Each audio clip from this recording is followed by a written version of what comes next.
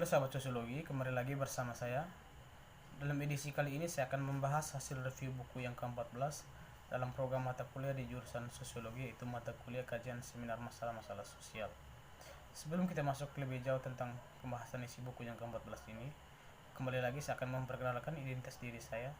Nama lengkap saya Thomas Mauritius Jo, nomor induk mahasiswa saya 16230300035, dan saya di kelas reguler sore B. Oke, kita masuk ke pembahasan buku yang ke-14 ini. Buku yang berjudul Pasca Kebenaran. Memang beberapa orang mengkhawatirkan bahwa sedang dalam perjalanan untuk menemui visi gelap, di mana kebenaran adalah korban pertama dalam pembentukan negara otoriter. Menurut kamus Oxford mendefinisikan pasca kebenaran sebagai yang berkaitan dengan atau menunjukkan keadaan di mana fakta objek kurang berpengaruh dalam membentuk opini publik daripada dibandingkan emosi dan keyakinan pribadi. Dalam hal ini menggarisbawahi apa yang dimaksudkan dengan menunjukkan tidak terlalu banyak gagasan bahwa kita adalah kebenaran masa lampau. Dalam artian tertentu, seperti dalam keadaan setelah pasca perang dunia kedua, dalam arti kebenaran telah dikalahkannya, bahwa kita tidak relevan. Ini berarti perkelahian bagi banyak orang atau banyak filsuf, tetapi perlu dicatat bahwa banyak lebih dari sengketa akademis. Stephen Goldbergman menciptakan istilah kebenaran yang didefinisikan sebagai keyakinan oleh orang apakah sesuatu terasa benar, bahkan jika itu terlalu sering didukung dengan beberapa fakta. Dalam menanggapi pernyataan dari George Busquets dalam mengandalkan keberanian untuk keputusan besar seperti beberapa masalah yang bersangkutan dengan Mahkamah Agung. Satu, tentang perang di Irak tidak terbukti bahwa memadai dengan senjata pemusnah massal. Ketika istilah itu diciptakan, kebenaran dianggap sebagai lelucon yang besar, tetapi orang tidak tertawa lagi dengan sebagian besar kampanye bahwa fakta Brixton masuk ke Inggris Raya, tempat beberapa yang dipalsukan dengan mengirimkan 300 juta euro seminggu ke dalam bentuk dan peningkatan kampanye yang diformasi dalam politik terhadap rakyat mereka sendiri yang berada di Hongaria dan Rusia serta Turki. Banyak yang melihat post-Trump menjadi bagian tentang tren internasional yang berkembang di mana beberapa orang merasa berani untuk mencoba memblokade kenyataan agar sesuai dengan pendapat mereka, bukan sebaliknya, yang tentunya kampanye untuk mengatakan bahwa fakta tidak penting, melainkan sebuah keyakinan itu selalu dapat diarsi dan dipilih dan disajikan ke dalam konteks publik yang mendukung suatu introspeksi kebenaran atas hal yang mereka lakukan. Ini yang dimaksudkan dengan kepala beberapa bagian dalam sipil mereka,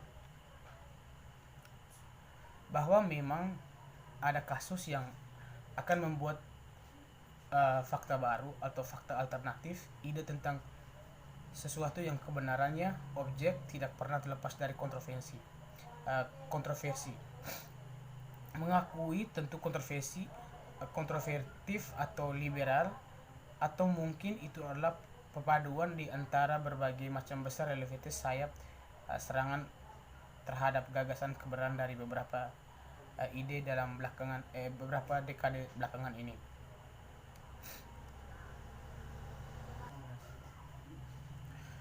Sebagai yang pertama adalah langkah penting untuk mengakui bahwa kadang-kadang kesalahan dan mengatakan hal-hal yang tampaknya benar dan bermaksud untuk melakukannya. Dalam hal ini, seorang mengucapkan kebohongan bukanlah karena kesalahan yang disengajakan. Langkah selanjutnya adalah ketidaktahuan yang disengaja, yaitu ketika kita tidak benar-benar tahu apakah sesuatu memang benar terjadi, tetapi tetap mengatakannya dan tanpa repot-repot mengambil waktu untuk mencari tahu apakah informasi itu benar. Berikutnya adalah kebohongan. berbohong. Ketika mengatakan kebohongan dengan maksud untuk menipu, karena telah menyerang bahwa mencoba menipu orang lain meskipun kita tahu bahwa apa yang kita katakan itu tidak benar. Menurut definisi, setiap kebohongan memiliki penonton. Dalam hal ini, kita mungkin tidak merasa bertanggung jawab untuk mengucapkan kebohongan jika tidak ada yang mendengar atau tidak ada yang yakin bahwa apa yang kita bicara dan tidak mempercayainya. Tetapi, niat kita adalah manipulasi seseorang agar percaya terhadap sesuatu yang kami tidak ketahui dengan benar. Kami telah menelusuri dengan sekedar interpretasi fakta ke dalam pemalsuannya. Apakah yang dimaksudkan dengan postran? Beberapa garis-garis terhadap di atas mungkin telah jelas dan merupakan hal yang licin untuk berpindah ke satu tempat yang baru. Setelah beberapa kenyataan yang ada dalam bukunya yang menyenangkan, namun ada yang ketat bahwa filsuf Harry Frankfurt membuat kasus ketika seorang sedang omong kosong, dia tidak selalu berbohong, tetapi sebaliknya. Mungkin hanya menunjukkan ketidakpedulian yang ceroboh terhadap apa yang benar. Itukah yang dilakukan oleh beberapa orang dan sikap lain terhadap partisipasi yang dilakukan mereka. Kebenaran juga ketika Gingrich mengklaim bagaimana cara angka pembunuhan itu lebih penting oleh statistik. Orang curiga di berbagai sikap dengan sikap sains adalah sejumlah dari kepintaran politik yang berputar kebenaran tentang yang mengatakan bahwa mereka mengetahui sepenuhnya bahwa hal ini adalah yang melakukan tidak hanya omong kosong karena ada niat yang jelas untuk mempengaruhi oleh orang lain. Namun, post-truth juga digenap yang lebih ganas adalah satu penipuan dari orang yang nonton di belakang dan ketidaktahuan sumber yang jelas. Saat keyakinan seseorang dengan fakta yang tidak menyenangkan terkadang lebih disukai, memang benar ada faktanya. Ini bisa terjadi baik secara sederhana dalam tingkat alam bawah sadar ketika terkadang orang kita berusaha untuk meyakinkan orang lain. Tetapi intinya adalah hubungan kebenaran dengan fakta hanya terjadi jika kami berusaha untuk menegaskan sesuatu yang lebih penting bagi kami daripada kebenaran itu sendiri. Jadi, jumlah pasca kebenaran bentuk supremasi ideologis di mana para pelakunya mencoba memaksa seorang untuk percaya pada sesuatu, apakah ada bukti yang bagus atau tidak ada buktinya. Kata post-truth mungkin telah mengalami peningkatan baru-baru ini sebagai akibat dari Brexit dan pemilihan Presiden Amerika Serikat, tetapi fenomenanya sendiri memiliki akar yang dalam sejak 1000 tahun yang lalu. Evolusi